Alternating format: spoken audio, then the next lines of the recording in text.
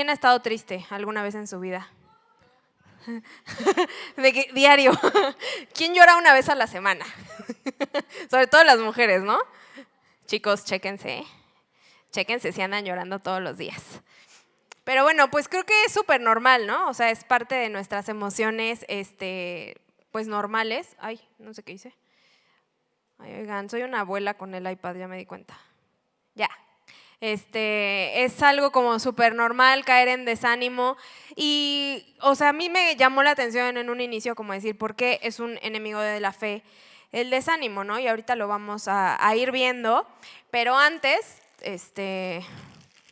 Pame ahorita nos va a ayudar a repartir chocolates, porque como vamos a hablar del desánimo, creo que a todos siempre un chocolate, un kiss sobre todo, por si no han sido besados, chicos.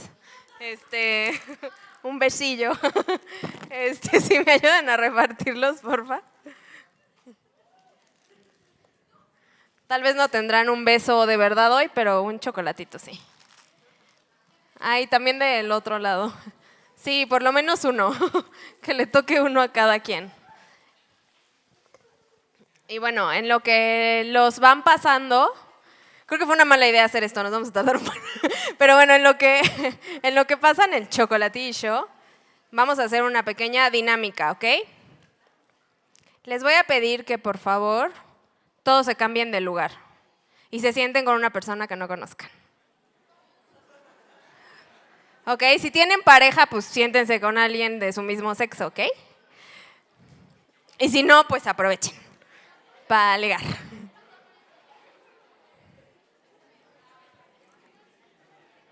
Sí, se tienen que parar, chicos, si no, no les choca chocolate, no les toca chocolate.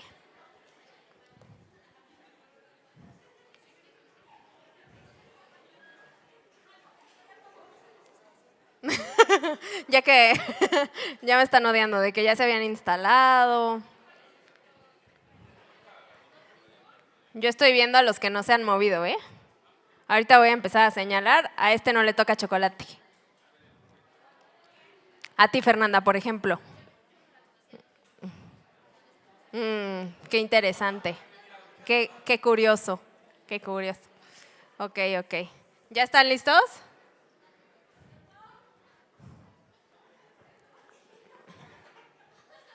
Ok. Bueno, ya vayan tomando sus lugares, después se saludan. Cuando se sienten con alguien que no conocen. Es que así se hacen amigos en la iglesia. Porque luego no se hablan. Luego nada más venimos a lo que venimos y no nos hablamos. Pero bueno, entonces, quedamos en que todos han sentido tristeza alguna vez, ¿verdad? ¿Alguna vez han sentido una tristeza tan fuerte? O sea, no tristeza como de reprobé mi materia y me voy a ir a extraordinario. ¿Qué digo? Sí afecta, pero sobre todo como una tristeza de algo muy feo, que los haya hecho llorar durante meses. Levante la mano quien haya vivido algo así. Ok. Y creo que lo normal que nos preguntemos ante esas situaciones es ¿dónde está Dios? ¿No? O sea, ¿por qué Dios está permitiendo que yo pase por esto? Porque aparentemente es algo como, pues muy injusto. O sea, así de ¿por qué tengo que estar triste? ¿O por qué tengo que llorar por esto? ¿O por qué si yo pensé que ya se había acomodado todo esto en mi vida, ahora resulta que pues no? Entonces, bueno, si todos hemos pasado por una temporada de depresión, lo podemos entender. Y hay diferentes tipos de depresión. Hay depresiones que son como por circunstancias, como la muerte de un familiar, un accidente, una enfermedad, cortar con tu novio, con tu novia. O sea, ese tipo de cosas son circunstanciales. Y también hay depresiones que son clínicas. Ustedes no sé si han tenido algún tipo de depresión clínica. ¿Alguien ha tenido algún tipo de depresión clínica? ¿No? ¿Sí? Por allá, ok. Es que la luz no me deja ver, chicos. No. O conocen a alguien que haya tenido una depresión clínica de que literal tuviera que tomar medicamento. Ok. Entonces sabrán, si es que no lo han vivido ustedes o lo han visto en alguien más, lo horrible que puede llegar a ser una depresión. Y, y creo que dentro de la Biblia, algo que me encanta de la Biblia es que es sumamente transparente en cuanto a las emociones de cada personaje, ¿no? Hasta uno dices, no manches, o sea, qué dramático, ya ni yo David, echaba tanto drama en mi vida, ya ni yo lloraba tanto. Y, o sea, y eso la verdad es algo muy bonito. Literal hay un libro en la Biblia que se llama Lamentaciones. Entonces, Dios no tiene miedo de nuestro lamento, ¿no? Y a veces incluso creemos que nuestro lamento tiene la capacidad de cambiar la circunstancia que estamos viviendo. Y no, simplemente la cambia dentro de nosotros. Pero Dios, y cuando le preguntamos a Dios como, Dios, ¿por qué me permites pasar por esto? O sea, como, ¿por qué no cambias esta circunstancia? ¿Por qué tuvo que pasar esto? ¿Por qué tengo que atravesar esto? Yo pensé que no sé qué. Dios no nos da explicaciones. O sea, o alguna vez han sentido, neta, así en oración, que Dios les ha dicho, es que estoy haciendo esto por esto. No, la verdad es que generalmente sabemos el por qué pasó lo que tenía que pasar una vez que estamos del otro lado de nuestro lamento, ¿sí o no? Entonces, bueno, les voy a leer la definición de desánimo. Según la Real Academia Española, el desánimo puede definirse como desaliento o falta de ánimo. Algunos de sus sinónimos serían depresión, abatimiento, decaimiento, apatía, entre otros. Entonces, como les decía, o sea, la Biblia está lleno de historias que hablan sobre las emociones de las personas y eso es algo que me encanta y que a lo mejor a veces nos da flojera leer como historias súper largas dentro de la Biblia, pero pues hasta Jesús cayó en una pequeña depresión, ¿no? Entonces, bueno, me gustaría, y bueno, uno de esos personajes, creo que los más famosos es, por ejemplo, Job. Job lo perdió absolutamente todo. Pablo estuvo encarcelado. Pedro negó a Jesús. Imagínense, o sea, yo creo que ninguno de ustedes negaría a su mejor amigo, ¿no? Así como, ni te topo, ¿no? O sea, y súmenle que era el salvador del mundo. Es así como, upsí, ¿no? O sea, imagínense, seguramente Pedro la pasó muy mal. Judas se suicidó. Oseas también la pasó muy mal. Y el día de hoy quiero hablar de Elías. ¿Quién conoce a Elías? ¿O han escuchado hablar de Elías? Bueno, la historia de Elías viene en el libro de Primero de Reyes, ¿ok? Entonces les voy a dar un pequeño contexto, que no lo voy a leer todo, pero vamos, si quieren en sus Biblias, vamos a Primera de Reyes 18. Primera de Reyes 18. Y vamos a ver desde el versículo 20 al 46, que los animo a que lo lean en su casa, pero ahorita por fines de practicidad no lo vamos a leer en este momento. Pero el punto es que en ese momento el pueblo judío estaba dividido entre Israel y entre Judá, ¿sí? Y Elías se encontraba en Israel, ajá.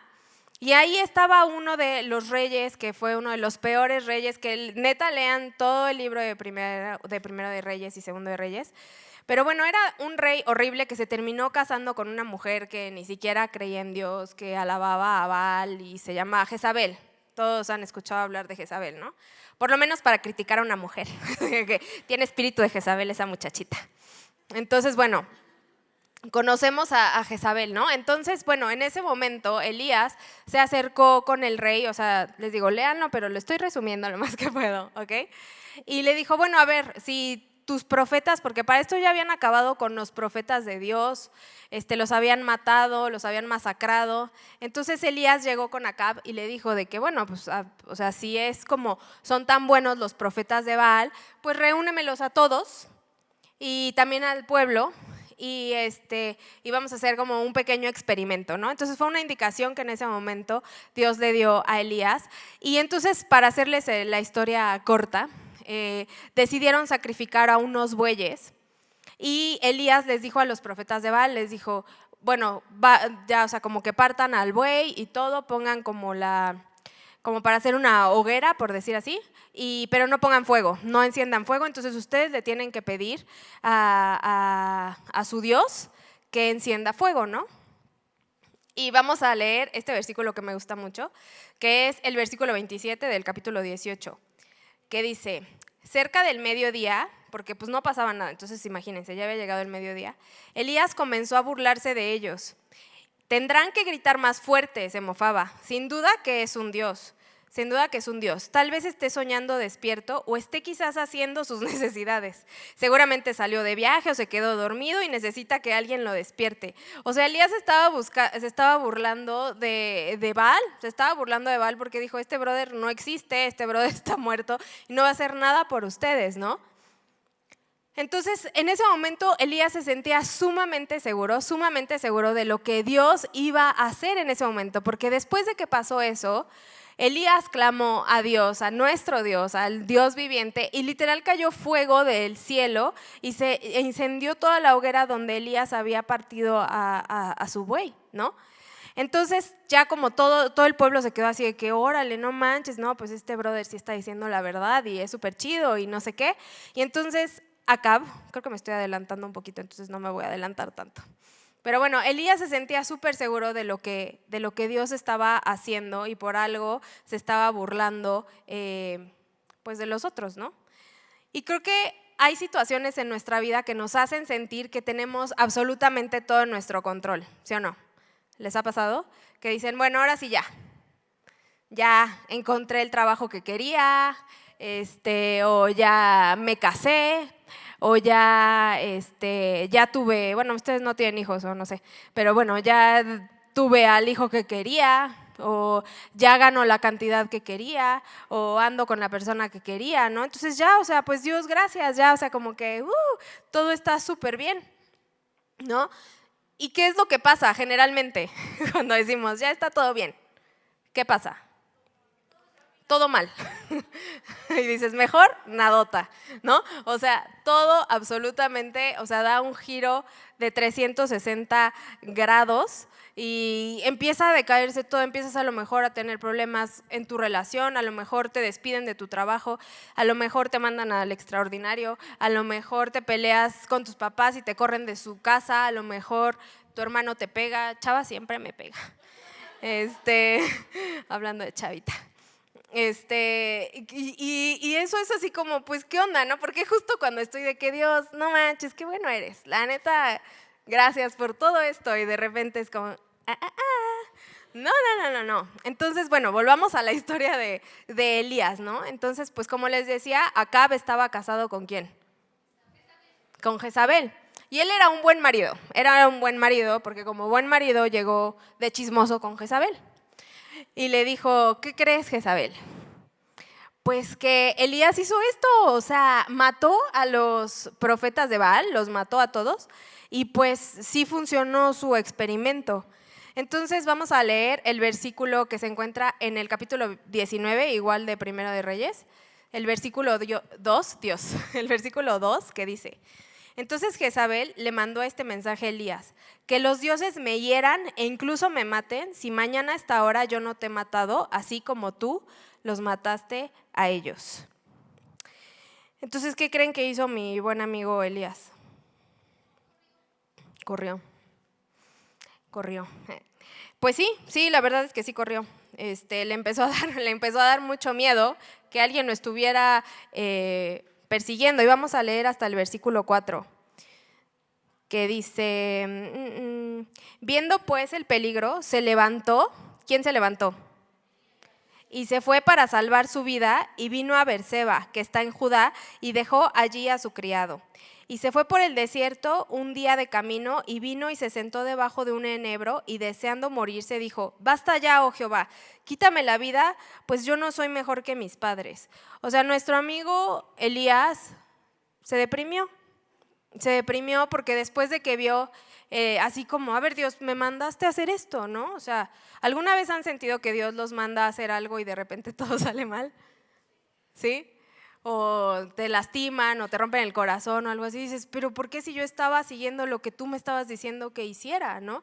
Entonces yo me imagino, digo, no lo expresa tal cual la Biblia, pero se ha de haber sentido Elías pues bastante decepcionado, ¿no? Bastante como, chale, ¿no? O sea, ¿por qué me está pasando esto, no? Y versículos más adelante, que dice, el versículo 5 dice, y echándose debajo del enebro, se quedó dormido, y ahí llegó un ángel y le tocó y le dijo, levántate y come. Entonces él miró y he aquí su cabecera una torta cocida sobre las ascuas y una vasija de agua. Comió y bebió y volvió a dormirse. Y esto me gusta mucho porque verdaderamente a veces hay tristezas en nuestra vida que se solucionan cuando te vas a cenar y te vas a dormir, ¿no? Que Dios te dice, ya vete a dormir. Sí.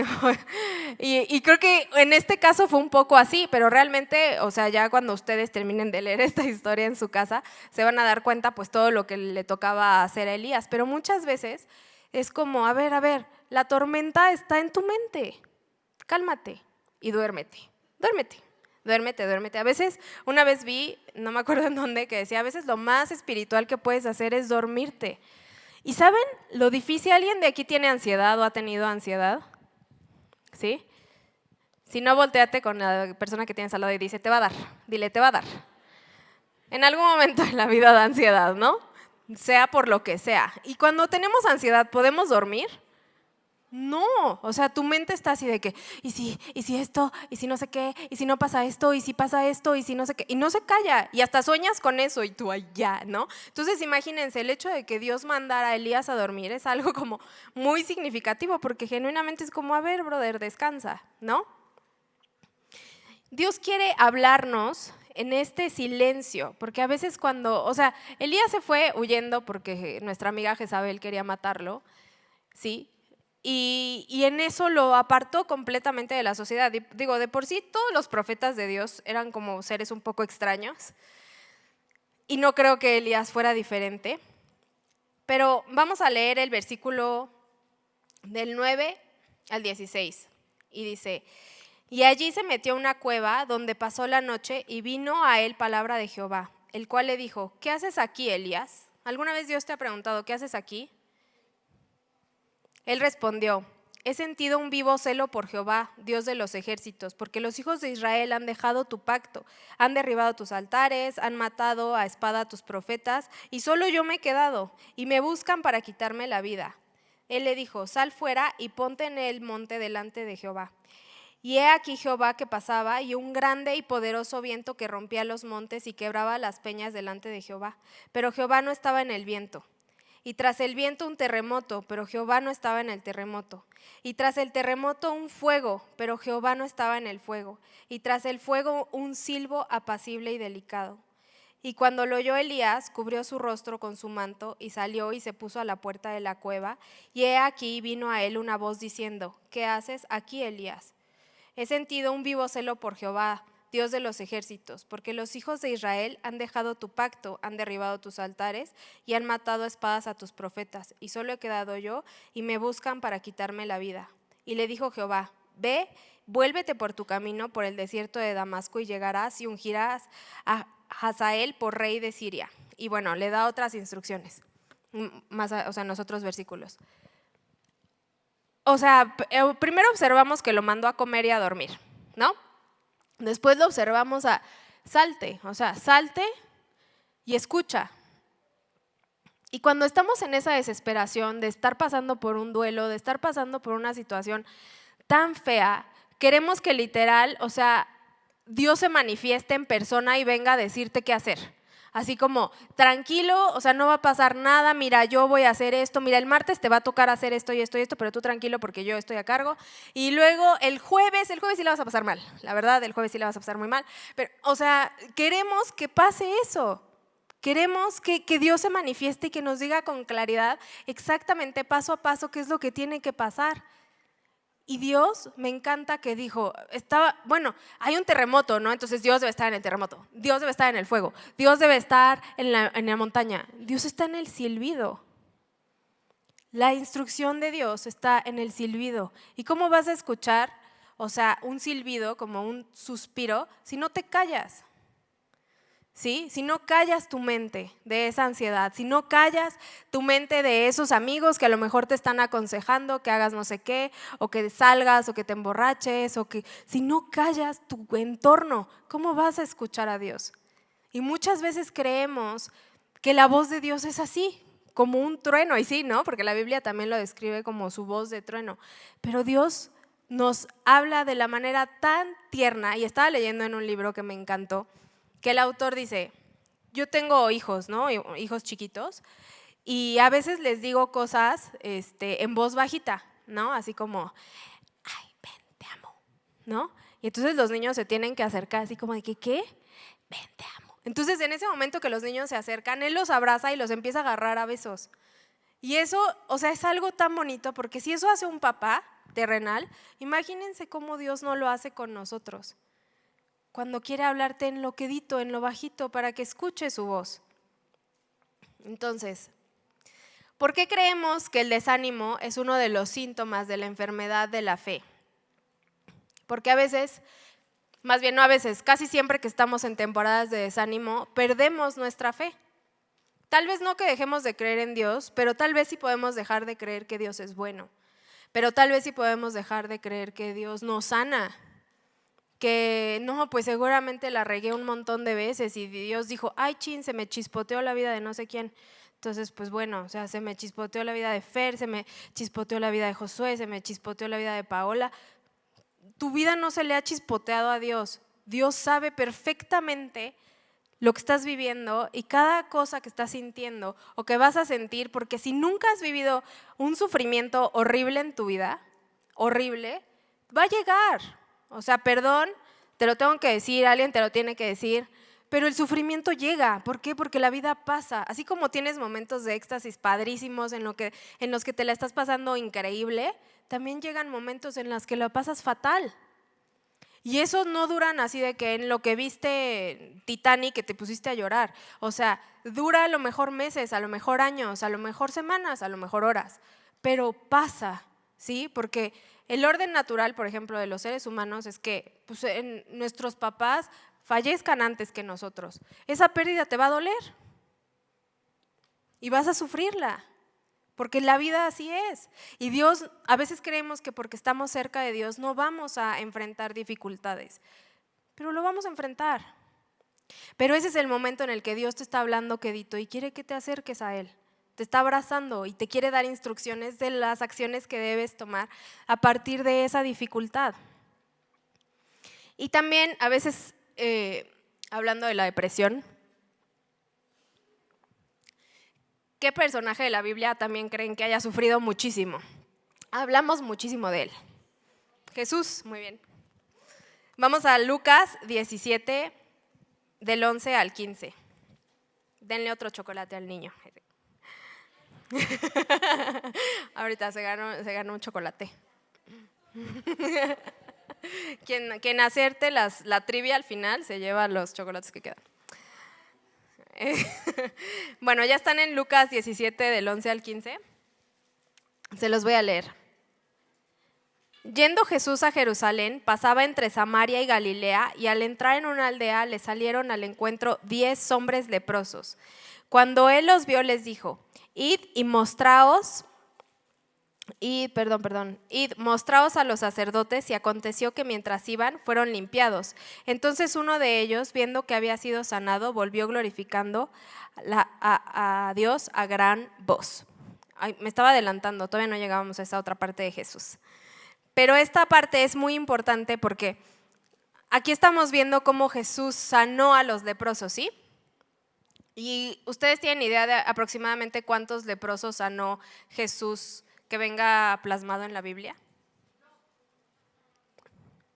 Muchos. Aquí habla de 10. Aquí habla de 10, pero fueron bastantes. ¿Okay? En esa época la lepra era una enfermedad muy, muy común. Pero ¿qué pasaba con la lepra? La lepra, bueno, aparte de que la piel se les caía a pedazos, literal, perdían sensibilidad en la piel, ¿sí? Entonces no podían sentir dolor y tampoco podían sentir placer. Entonces, fíjense lo interesante de esto, porque cuando Jesús los sana, les está restaurando su sentido del tacto. Eso quiere decir que podían otra vez volver a sentir dolor y otra vez volver a sentir placer. Entonces, por eso nos habla de que la vida no estamos exentos de sufrir y de tener gozo, sufrir y tener gozo. Espero y de verdad quiero declarar sobre la vida de ustedes que la mayoría sea gozo. Pero cuando llegue el lamento, también abrácenlo. Y de eso vamos a hablar. Entonces, ¿cómo salgo de una temporada de desánimo? ¿No? Yo creo que a todos nos puede llegar a pasar que estamos pasando por una mala temporada. Entonces, el primer punto, por si están tomando apuntes, dice, la tristeza es solo temporal. ¿Cómo es? Solo es temporal, solo es una temporada. La tristeza no va a durar para siempre, ¿ok? No es el final de nuestras vidas, no es que tu vida sea miserable, pero si nosotros entendemos que es temporal, como cuando te van a sacar sangre, ¿a quién le gusta que le saquen sangre? A nadie, ¿no?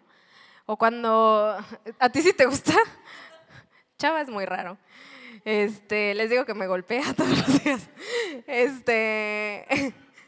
Pero bueno, la tristeza es solo temporal. Entonces, cuando tenemos eso claro, podemos atravesar la tristeza desde un punto de vista muchísimo más claro y con una muchísimo mayor tranquilidad, sabiendo que aunque dure un año, ¿qué es?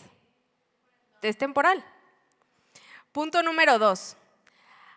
Agradece tu tristeza, invítala a pasar y escúchala. Y es como, porque también ahorita nos fascina que cuando llega esos momentos de tristeza a nuestra vida es como, bueno, unos TikToks y se me quita. Bueno, le hablo a alguien y ahorita se me quita, ¿no? O me voy a comer no sé qué y se me quita. O lo que sea, ¿no? Cuál sea tu placebo ante la situación de la tristeza. Pero, ¿vieron Intensamente? ¿Sí, no? Ven como en la primera película, cada vez que salía Tristeza a tocar el teclado era como, oh, sí, oh. Como que Alegría se quería deshacer de ella y era como, hermana, tú no sirves aquí, ¿no? Y la otra, o sea, al final de la película entienden que es parte de, porque está dentro de nuestras emociones. Entonces, de la misma manera en la que nosotros recibimos la alegría, tenemos que recibir la tristeza en nuestra vida, aunque suene feo, aunque suene raro. Porque cuando tú no expresas tu tristeza, esa tristeza se convierte en amargura y en rencor. Y te conviertes en el Grinch y te conviertes en Ebenezer Scrooge. No sé si alguna vez vieron Los fantasmas de Scrooge, pero te conviertes en esa persona amargada. Que ves a alguien que está feliz y luego echas tu veneno porque no toleras y no soportas que alguien sea feliz a tu lado. ¿Sí? Entonces tienes que escucharla y entender de dónde viene mi tristeza, ¿no? ¿De dónde viene tristeza?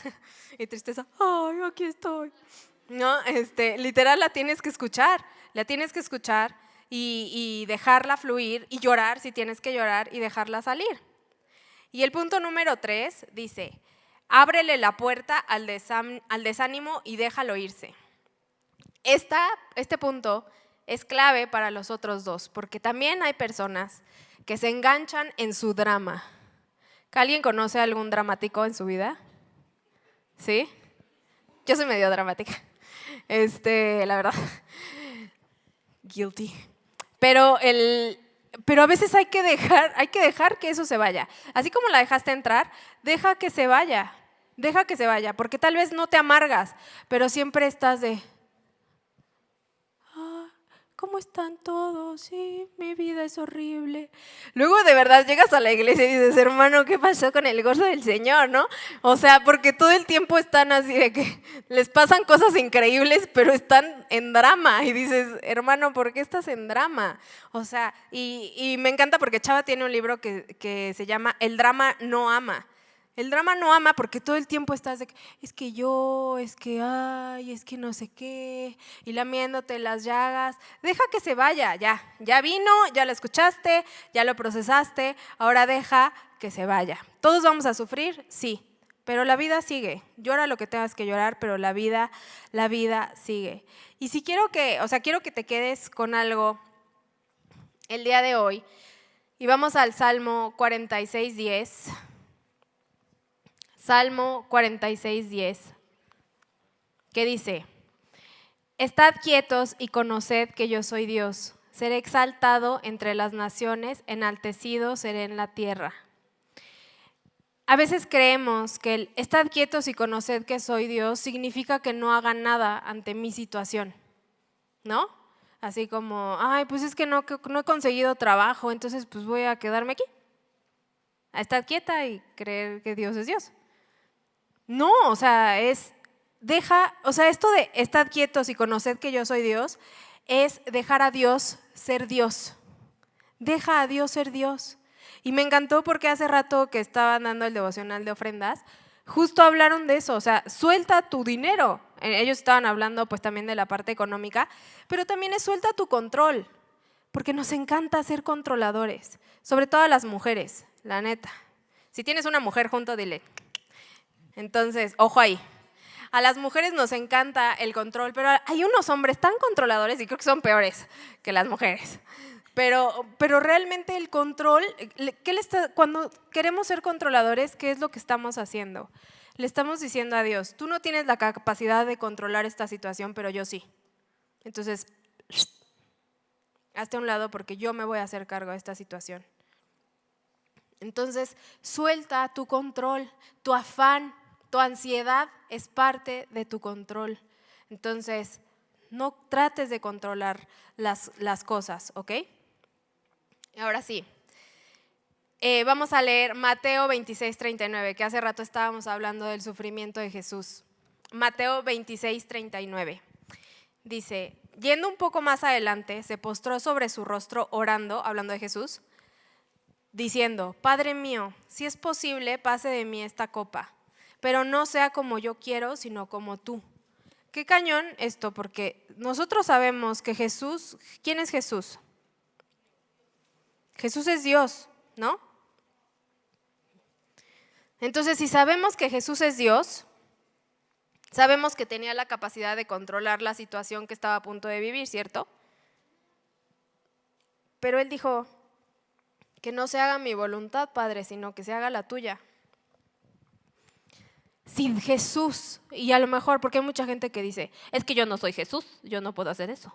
Sí puedes hacer eso, precisamente porque no eres Jesús, puedes hacer eso. Y hay veces que Dios, como decía Pamé, no te deja de otra. Aunque estés así aferradísimo a querer controlar cada situación de tu vida o a no sentirte triste o a lo que sea, Dios te va a abrir el puño y te va a doler. Y no sé si alguna vez has tratado de abrirle el puño a alguien, pero le puedes literal dislocar el dedo. Entonces, cuando Dios quiere que entiendas algo en tu cabecita, lo vas a entender. Quieras o no, por la buena o por la mala, lo vamos a entender, porque así es Dios. Y eso es increíble, es amoroso, es un Dios bueno. Cuando tus papás te castigan, tal vez suena así como de, ay, o sea, qué horror, ¿no? Pero realmente es porque te aman, porque no quieren que seas flojo, o porque no quieren que seas conformista, o porque no quieren que te vaya mal en la escuela, o lo que sea, ¿no? Y Jesús soltó su control, aún sabiendo lo que venía delante de él. Yo creo que ninguno de nosotros, ni por nosotros mismos, estaríamos dispuestos a sufrir lo que Jesús sufrió. Y me gustaría que leyéramos Isaías 53. Vamos a Isaías 53, del 3 al 7.